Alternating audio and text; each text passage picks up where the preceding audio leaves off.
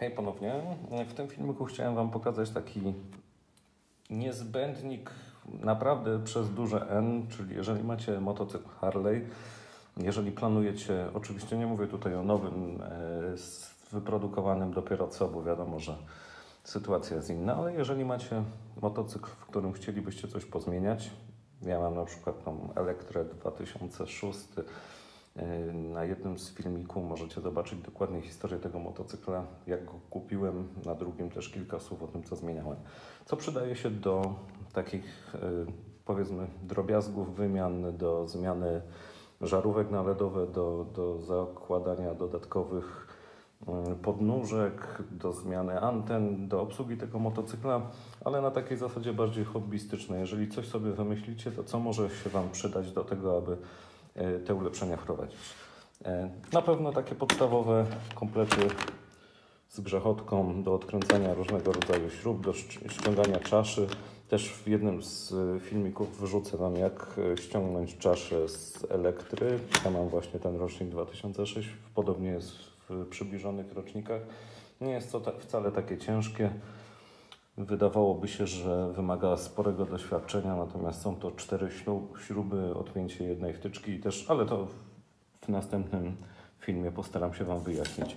Przydają się też oczywiście klucze. Klucze metryczne się nie nadają, muszą być klucze calowe, bo te wszystkie Harley'e w wersji amerykańskiej przecież wiadomo, że mają calowe oznaczenia śrub i miar.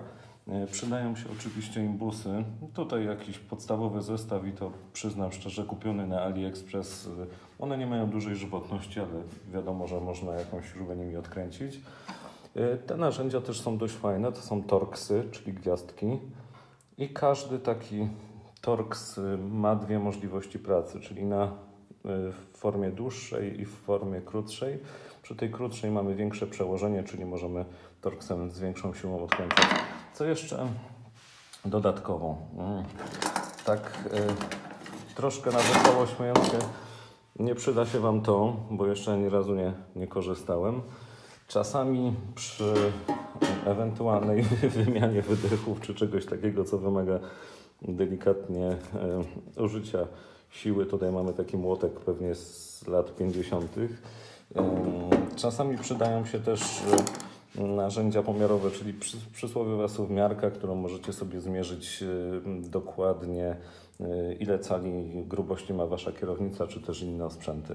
Przydaje się płyn WD-40, on się w ogóle do wszystkiego przydaje, nawet do usuwania jakiejś korozji ze śrub, można szczoteczką delikatnie przetrzeć, czy też do smarowania chociażby stacyjki.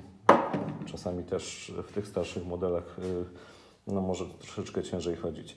Jeżeli zamierzacie robić modyfikacje związane z oświetleniem, ja na przykład wymieniłem w Elektrze wszystkie żarówki na LEDowe i miałem problem, że po 4 powolnych sygnałach zaczynały mi przyspieszać kierunkowskazy. Brakowało oporników. Tutaj mamy oporniki, jakie akurat zakładałem. Takich oporników 10R z rezystancją 10 musiałem zużyć aż 4, one są schowane pod czaszą. Tak, aby z powrotem kierunkowskazy, ten stycznik w motocyklach z 2006 roku, aby wychwytywał oświetlenie LED jako żarówkę i aby mógł normalnie działać i powolnie migać. Do tego celu też przydaje się miernik, jak wiecie, 14 zł, może w OBI, może w innych. No i dodatkowe narzędzia, czyli jakieś przysłowiowe kombinerki, latarka akurat, która też pomaga. Pokażę Wam zabytkowe narzędzie też, które też się przydało, jak nie miałem jeszcze narzędzi calowych.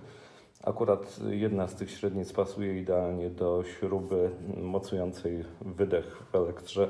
Rewelacja. Rocznik pewnie 45. Także tyle. Nie musicie wcale wydawać jakiegoś majątku, jeżeli chcecie sobie coś przykręcić, jeżeli chcecie, oczywiście to są takie drobiazgi, naprawy nie wymagające powiedzmy jakiejś specjalistycznej wiedzy czy umiejętności, to taki zestaw na, że tak powiem, naszej dalekowschodniej stronie internetowej, nie reklamując, możecie zdobyć za około 300 zł i macie już komplet narzędzi do takich podstawowych zmian. Jeżeli chcecie o coś zapytać, jeżeli interesują Was konkretne wymiany, konkretne działania, to też zapraszam do kontaktu.